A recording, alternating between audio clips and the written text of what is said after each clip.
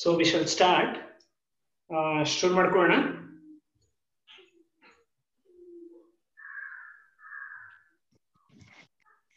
ಒಂದಿಬ್ರು unmute ಮಾಡ್ಕೊಂಡು ಮಾತಾಡಿ. Yes, sir. Okay. Okay, we shall start. We are discussing about Bohr's atom model. Please remember, Bohr's atom model was proposed in order to explain stability of atoms and spectra of atoms.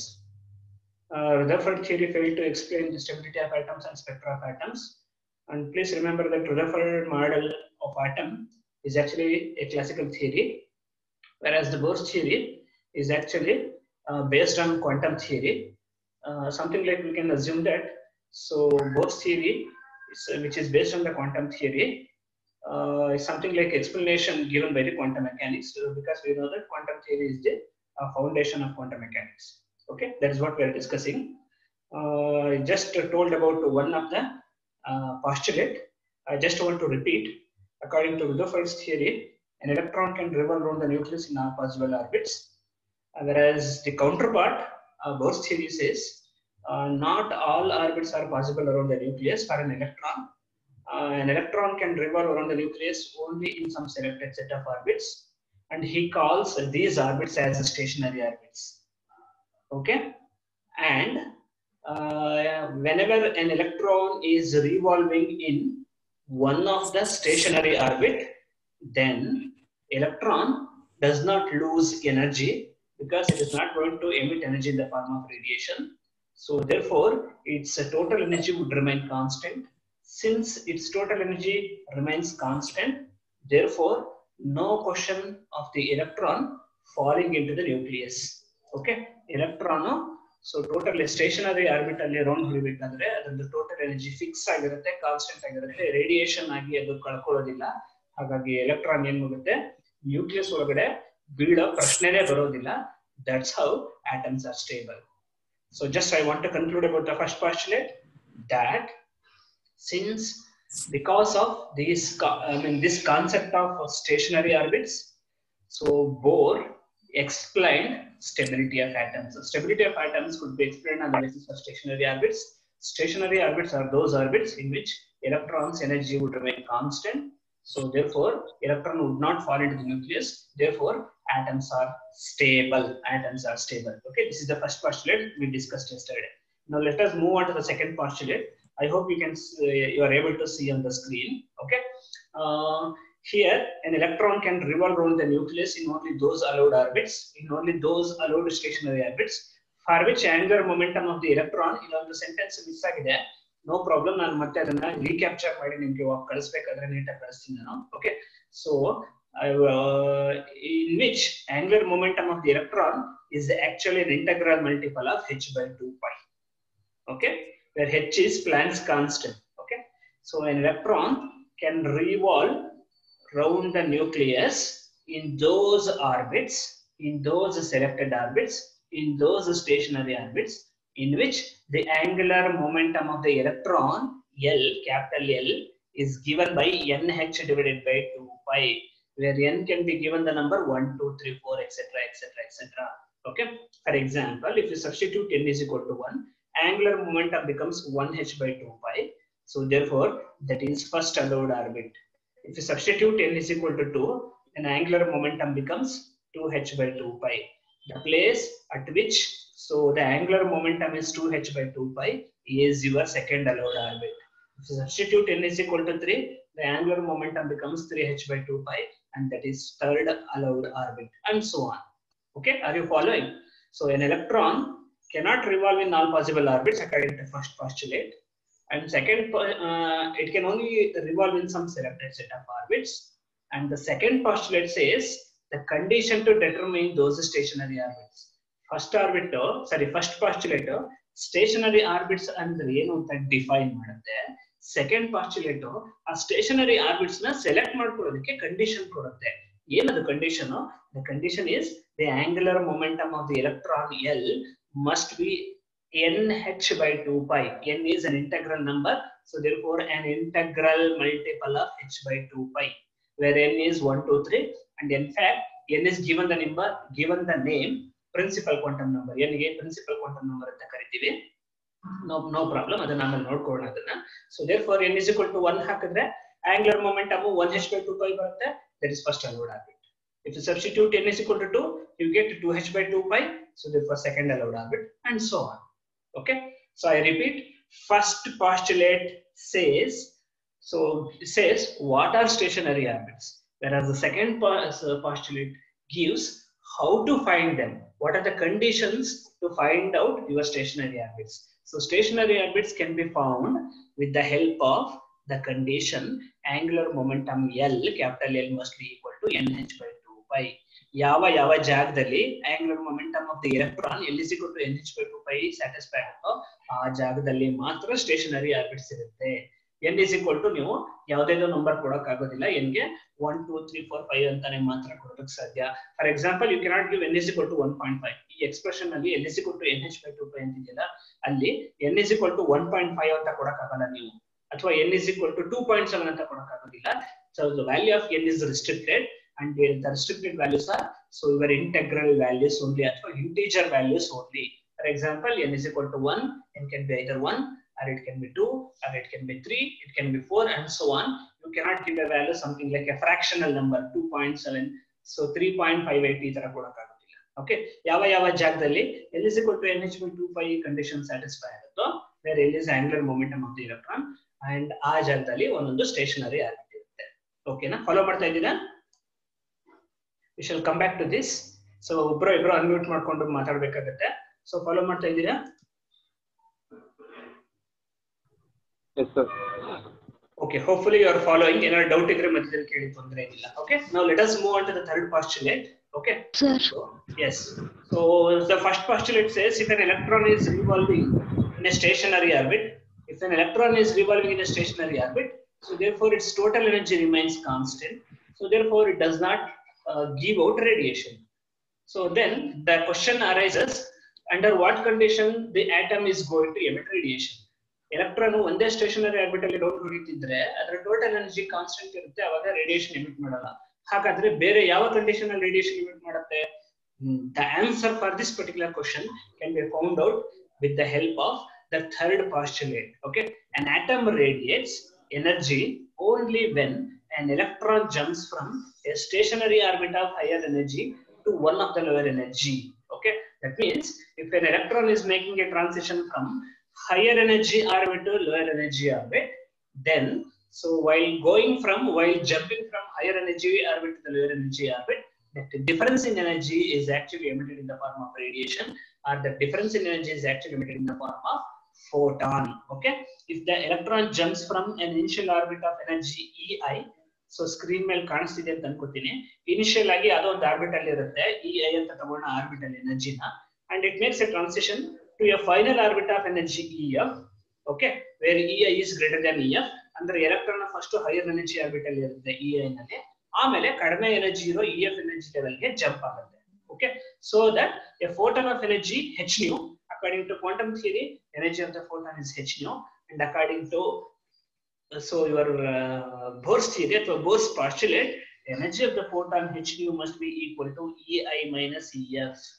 Okay, ಅಂದ್ರೆ ei energy level ಇಂದ ef energy level ಗೆ jump ಹೊಡಿತಿದೆ ಅಂತಂದ್ರೆ ei ಜಾಸ್ತಿ ಇದೆ, ef ಕಡಿಮೆ ಇದೆ. ei minus ef ಮಾಡ್ಕೊಂಡ್ರೆ ಆ ಎರಡು ಎನರ್ಜಿ ಲೆವೆಲ್ ಮಧ್ಯೆ ಎನರ್ಜಿ ಡಿಫರೆನ್ಸ್ ಸಿಗುತ್ತೆ. That energy difference between the two energy orbits, okay, must be equal to energy of the photon, and according to quantum theory energy of the photon is h nu.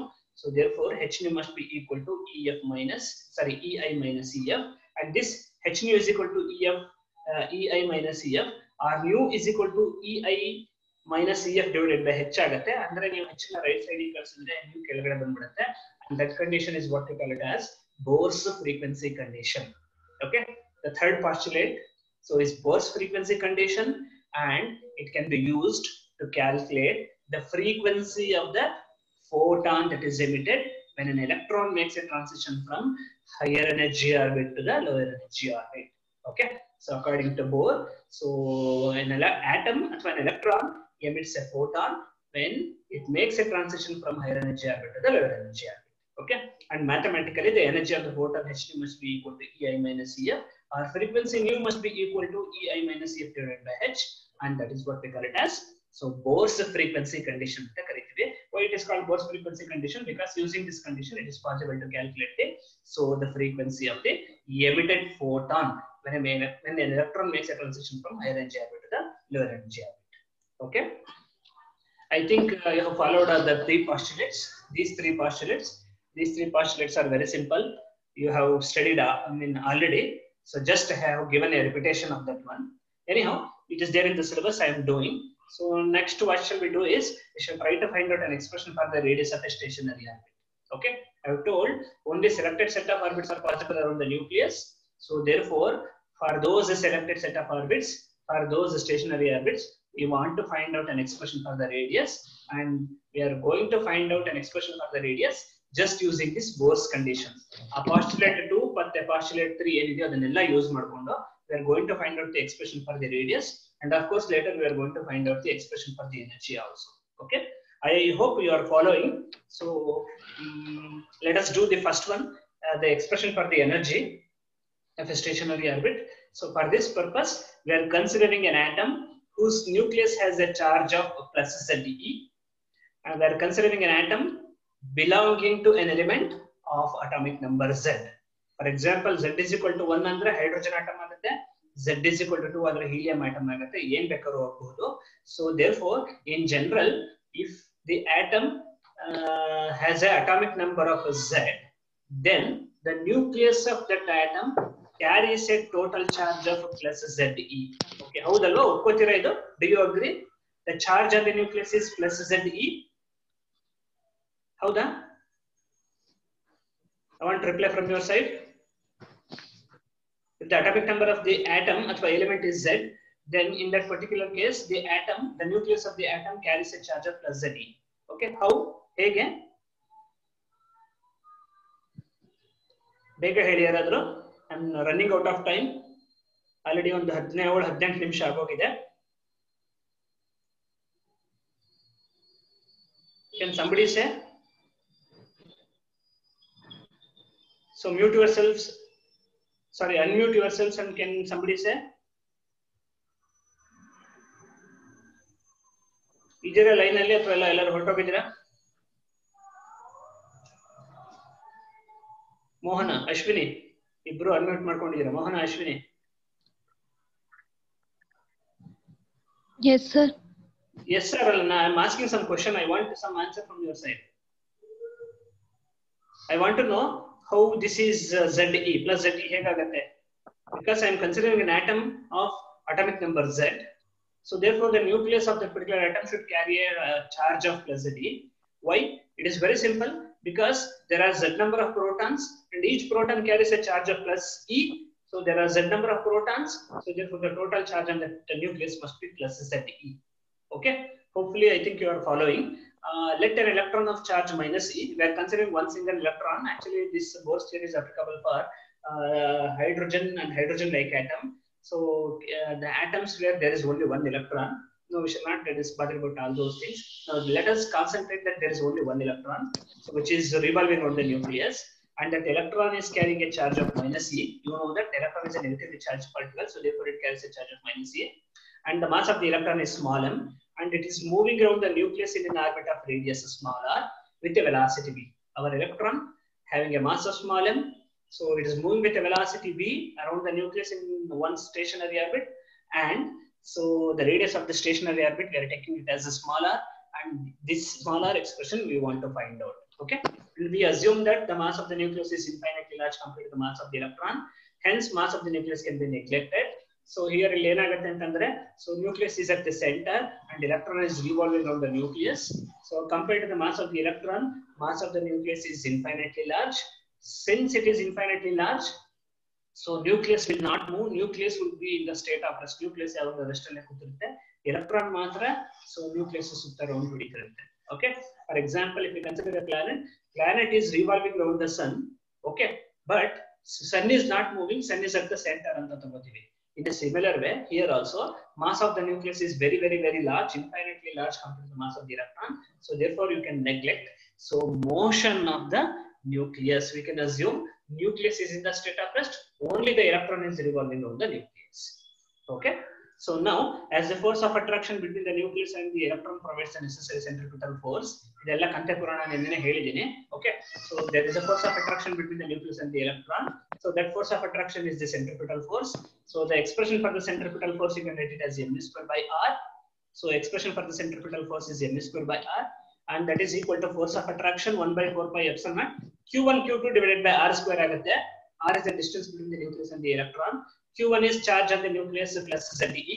Q2 is charge on the electron. Okay. So that the magnitude ಮಾತ್ರ ತಗೊಂಡಿದ್ದೀನಿ. From minus e ತಗೊಂಡ್ರೆ ZE plus ZE into minus e ಮಾಡ್ಕೊಂಡ್ರೆ minus ZE square ಬರುತ್ತೆ. But left side ಅಲ್ಲಿ ಕೂಡ minus mv square ಬೇರೆ minus mv square by r ಹಾಕಬೇಕಾಗುತ್ತೆ. But I have cancelled. So minus minus ಎರಡು ಕಡೆನೂ minus minus cancel ಮಾಡ್ಕೊಂಡಿದ್ದೀನಿ. So therefore, so I am getting the expression m square by r is equal to 1 by 4 pi epsilon naught is equal to z square by r square.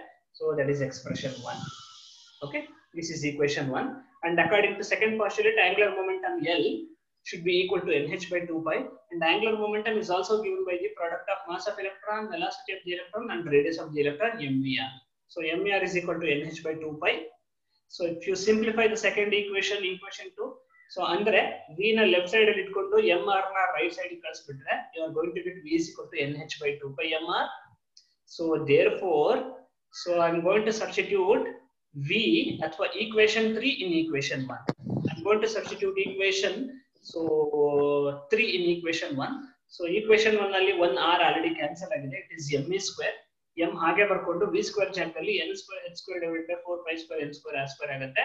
And right side ಅಲ್ಲಿ ಒಂದು r cancel ಆಗಿರುತ್ತೆ. z square divided by 4 pi epsilon naught r ಆಗುತ್ತೆ. ಹೌದಾ? Follow ಮಾಡ್ತಾ ಇದ್ದಾರೆ simple mathematics ನ?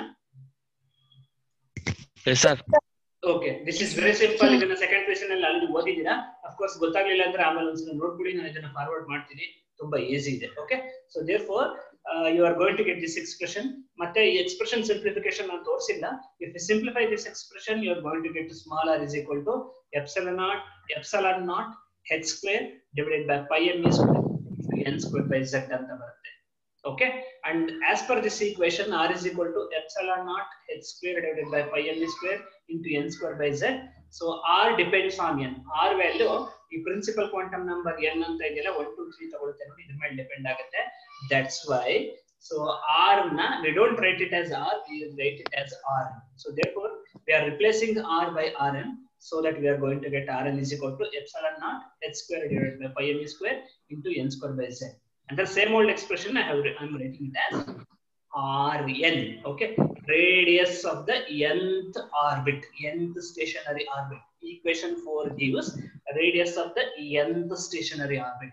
For example, if you substitute n is equal to 1, you are going to get r1, radius of the first stationary orbit.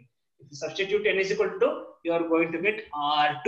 That means radius of the second stationary orbit, and so on. Okay, so therefore expression 4 is the required expression for the radius of nth stationary orbit around the nucleus. If n is equal to ಏನಾದರೂ ಹಾಕೊಳ್ಳಿ, n is equal to 10 ಹಾಕೊಂಡ್ರೆ 10th allowed orbit, the 10th stationary orbit r10 radius ಸಿಕ್ಬಿಡುತ್ತೆ. Okay, so I have written some notes here, 1 or 2 note ಅಂತ ಹಾಕಿದ್ದೀನಿ ನೋಡಿ. It is very simple.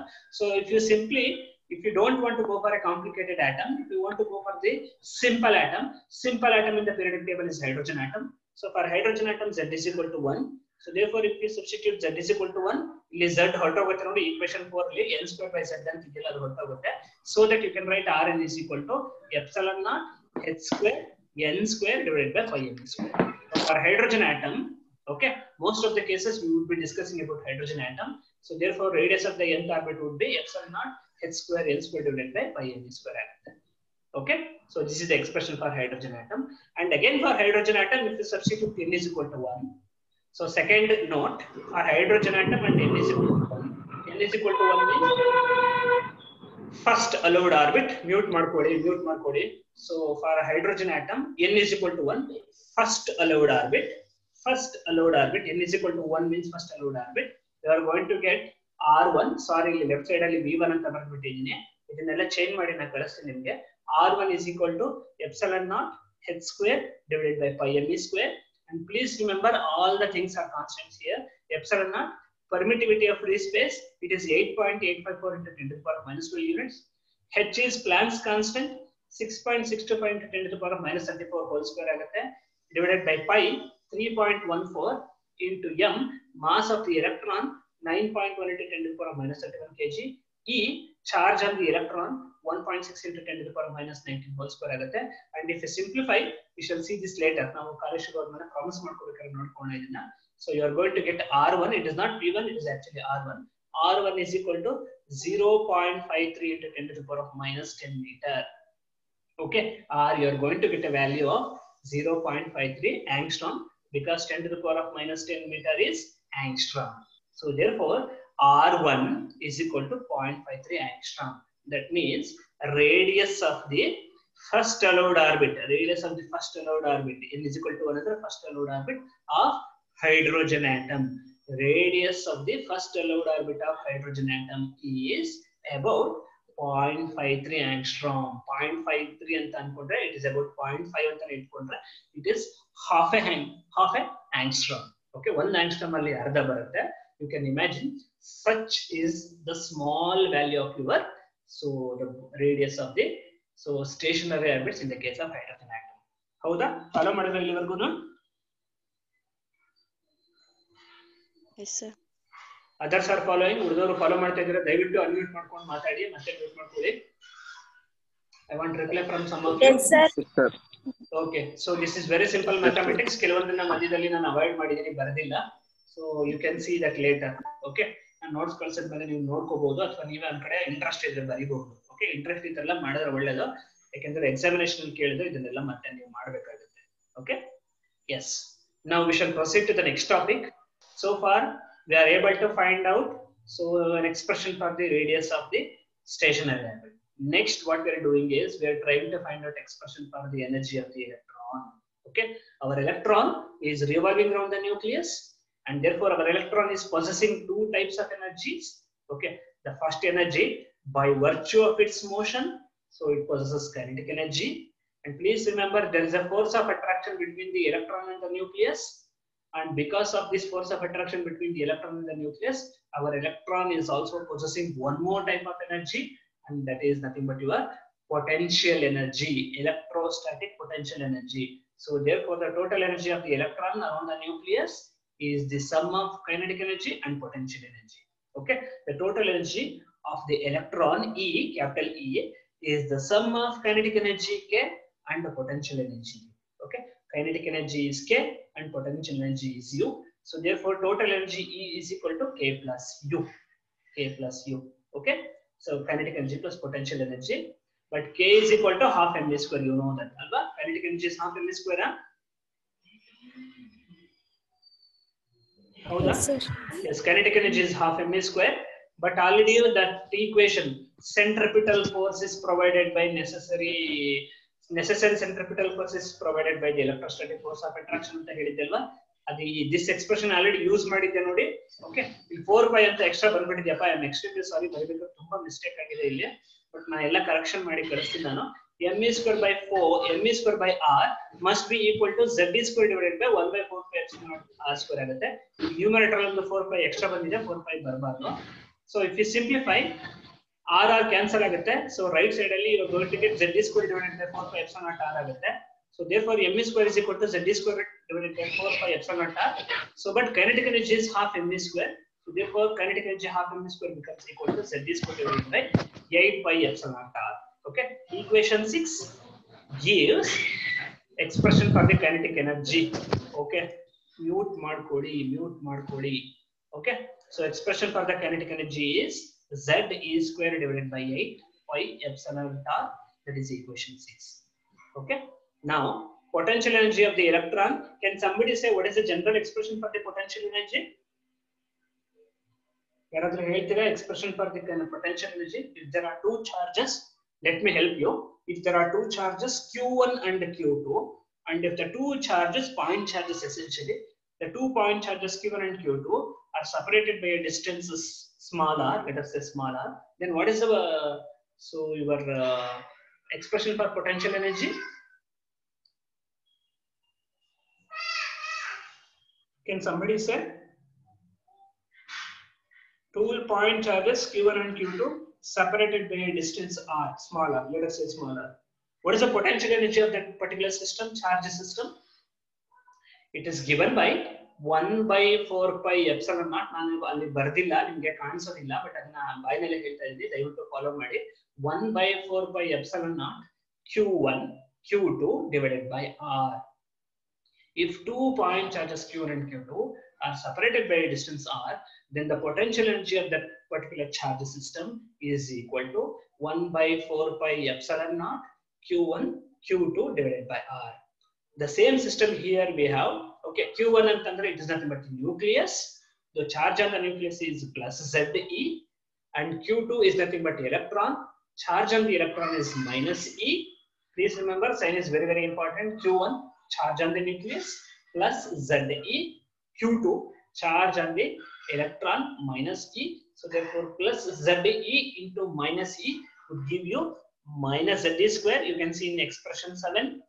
So potential energy U is equal to minus Ze square divided by 4 pi epsilon naught into R. Howda? Follow madadra? So expression 7 gives expression for the potential energy of the electron nucleus system. Electron is carrying a charge of minus E, and the nucleus is carrying a charge of plus Ze. So that plus Ze into minus E would give you minus Ze square divided by 4 pi epsilon naught into distance of separation is radius r. Okay na? Howda? Yes, yes, I want some reply from your side. So I want to make sure that you people are following. Howda? Somebody unmute yourself and speak. Yes, sir. Yes, sir. Yes, sir. Okay. Yes, sir. Okay. Okay. So the next one is, so I'm going to substitute equation 7 and equation 6. Equation 7 and equation 6 I'm going to substitute in 5. So you are going to get capital E is equal to Ze square divided by 8 pi epsilon naught r. K is equal to Ze square divided by 8 pi epsilon naught r. So therefore Ze square divided by 8 pi epsilon naught r minus U is minus Ze square divided by 4 pi epsilon naught r. So therefore if you add them or if you subtract them, you are going to get the expression for energy. So energy E becomes equal to minus Ze square divided by 8 pi epsilon naught into R. Okay, that is equation 8. But R, we know the expression for the R. Nodi illi previous step alli ondu ಸ್ವಲ್ಪ ಮತ್ತೆ ಹಿಂದಕ್ಕೆ ಹೋಗ್ತೀನಿ. This equation 4 gives the expression for R, Rn, R of Rn. Rn is given by epsilon naught h square n square divided by pi m e square into z ಬರುತ್ತೆ. I am substituting this equation 4 in this last expression. ಇಲ್ಲಿ expression 8 ಅಂತ ಹಾಕಿದ್ದೀನಿ ನೋಡಿ. Expression 8 ಒಳಗಡೆ ತಗೊಂಡು ಹೋಗಿ substitute ಮಾಡ್ತೀನಿ. Substitute ಮಾಡಿದ್ರೆ again ಆ ಸ್ಟೆಪ್ ಕೂಡ ಎಲಿಮಿನೇಟ್ ಮಾಡಿದ್ದೀನಿ, ನಾನು ಇಲ್ಲಿ ಬರ್ದಿಲ್ಲ. You are going to get expression for energy En as because energy E is also a function of principal quantum number n. R n ಮೇಲೆ ಡಿಪೆಂಡ್ ಆಗುತ್ತೆ. So therefore E must also depend on n. So that's why instead of writing E, I have written En because E is dependent on n. So therefore energy of an electron in the nth stationary orbit, this nth stationary orbit En is equal to minus m square z square e power 4 divided by 8 epsilon naught square h square n square. Equation 9. So therefore equation 9 represents the expression for energy of an electron in the nth stationary orbit. In the nth stationary orbit, you can substitute n is equal to whatever you want. If you want in the first stationary orbit, substitute n is equal to 1. If you want the energy in n is equal to 2 state, so substitute n is equal to 2. That's it. Okay na? So here also I have written 2 notes. Here note hakidini nodi ile. First one, again this is applicable for the general case, but I have already told most of the times we would be concentrating only on hydrogen atom. ತುಂಬಾ ಸಲ ನಾವು hydrogen atom ಮಾತ್ರ discuss ಮಾಡ್ತೀವಿ. So therefore if you go for the case of hydrogen atom, Z is equal to 1. So therefore ಇಲ್ಲಿ numerator ಅಲ್ಲಿ Z square ಅಂತಿದೆ, ಆ term eliminate ಆಗೋಗುತ್ತೆ. You are going to get the expression En is equal to minus m e power 4 divided by 8 epsilon naught square h square n square. So therefore expression for the energy of an electron in the nth stationary orbit of hydrogen atom is given by En is equal to minus m e power 4 divided by 8 epsilon naught square h square n square. Okay, and before this I wanted to tell you one thing. Please observe, En is negative, the energy of the electron is negative. ಯಾವ ಕೇಸಲ್ಲಾದ್ರೂ ತಗೊಳ್ಳಿ En is negative. That means the total energy of an electron on the nucleus is a negative quantity. That negative quantity means that the electron is bound to the nucleus. ಯಾಕೆ energy expression 9 observe ಮಾಡಿ, expression 9 ಪ್ರಕಾರ total energy ಏನಂತಿದೆಯಲ್ಲ ಅದು negative ಬಂದ್ಬಿಟ್ಟಿದೆ, minus ಅಂತ ಬಂದ್ಬಿಟ್ಟಿದೆ. Minus ನ ಓಡ್ಸಕ್ ಆಗೋದಿಲ್ಲ, ನೀವು ಅದನ್ನ ಕ್ಯಾಲ್ಕುಲೇಷನ್ ಮಾಡಿದ್ರು ಯಾವಾಗ್ಲೂ ನೆಗೆಟಿವ್ ಕ್ವಾಂಟಿಟಿ ಬರುತ್ತೆ. ಟೋಟಲ್ ಎನರ್ಜಿ ನೆಗೆಟಿವ್ ಅಂದ್ರೆ ಅರ್ಥ ಏನಂತಂದ್ರೆ electron is bound to the nucleus. Okay, ಅಂದ್ರೆ ಎಲೆಕ್ಟ್ರಾನ್ ನ್ಯೂಕ್ಲಿಯಸ್ ಸುತ್ತುತ್ತಾ ಇರುತ್ತೆ, ನ್ಯೂಕ್ಲಿಯಸ್ಗೆ ಅಂಟ್ಕೊಂಡಿರುತ್ತೆ, ಅದು ತಪ್ಪಿಸ್ಕೊಂಡು ಹೋಗಕ್ ಆಗೋದಿಲ್ಲ. ತಪ್ಪಿಸ್ಕೊಂಡು ಹೋಗ್ಬೇಕು ಅಂದ್ರೆ ನೀವು ಹೊರಗಡೆಯಿಂದ ಎನರ್ಜಿ ಸಪ್ಲೈ ಮಾಡಬೇಕು. ಎನರ್ಜಿ ಸಪ್ಲೈ ಮಾಡಿದ್ರೆ ಅದು ಪಾಸಿಟಿವ್ ಎನರ್ಜಿ ಆಗುತ್ತೆ. But anyhow, if we are not supplying energy, then the electron is bound to the nucleus. So it is attached to the nucleus. It cannot escape from itself. Okay, Jan's ಬರೀತಿದ್ಯಾ screen ಮೇಲೆ. So it cannot escape. So from its own, ತಾನಾಗೆ ಅದು nucleus influence ಇಂದ ತಪ್ಪಿಸ್ಕೊಂಡು ಹೋಗಕ್ಕಾಗಲ್ಲ. That's why so the energy of the electron is negative. Please remember the significance of this negative sign is that electron is bound to the nucleus, electron is attached to the nucleus. That significance is actually specified by this negative sign. Okay, so ನಾನು ಪಾಠ ಮಾಡ್ತಿರ್ಬೇಕಾದ್ರೆ ದಯವಿಟ್ಟು ಯಾರು screen share ಮಾಡಬೇಡಿ, ಮಧ್ಯದಲ್ಲಿ ಏನೇನೋ option ತೋರಿಸ್ತಿರುತ್ತೆ ಅದನ್ನೆಲ್ಲ try ಮಾಡಬೇಡಿ, ನಾನು ಹೇಳ್ತಿರೋ ಕಡೆ ಕಾನ್ಸಂಟ್ರೇಷನ್ ಮಾಡಿ. ಓಕೆ, ಸೊ ದಯವಿಟ್ಟು ಏನೋ ಮಾಡಬೇಡಿ, ನೀವು ಅಲ್ಲೇನೇ ಬರೆದ್ರು ಇಲ್ಲಿ ಸ್ಕ್ರೀನ್ ಅಲ್ಲಿ ಬರುತ್ತೆ, so that each and everybody ಎಲ್ಲರೂ ನೋಡ್ತಾ ಇದೆ. Okay, next one. Again, so for hydrogen atom, what I am doing is again I am going for hydrogen atom. For hydrogen atom, I am going to first allowed orbit. First allowed orbit means n is equal to 1.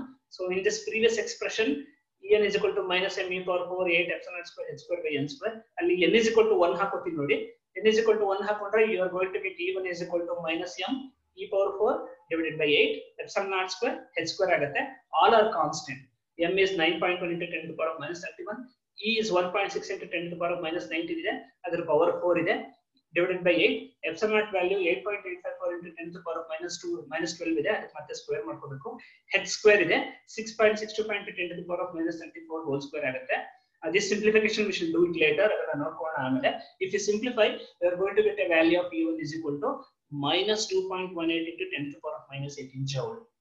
Okay, so this E1, energy of the electron in the first allowed orbit, in the first allowed stationary orbit of hydrogen atom is minus 2.18 into 10 to the power of minus 18 joule. So 10 to the power of minus 18 joule is a small number. Hagage this energy usually we express in terms of electron volt. If you convert this one into electron volt, E1 becomes equal to minus 13.6 electron volt.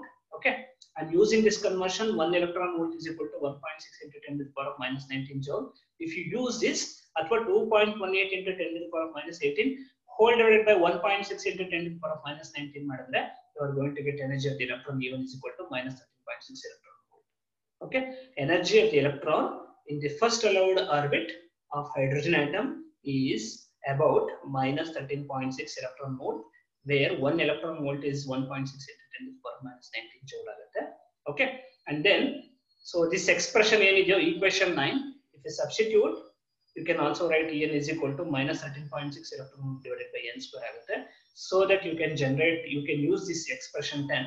So for any case, ಅಥವಾ for hydrogen atom ಅಲ್ಲಿ ನೀವು ಯಾವ atom case ಗಾದ್ರೂ ಅಥವಾ ಯಾವ orbit case ಗಾದ್ರೂ ಕೂಡ ನೀವು calculation ಮಾಡಬಹುದು. Okay, S, ಇಲ್ಲಿಗೆ ಮೀಟಿಂಗ್ ಮುಗಿತಾ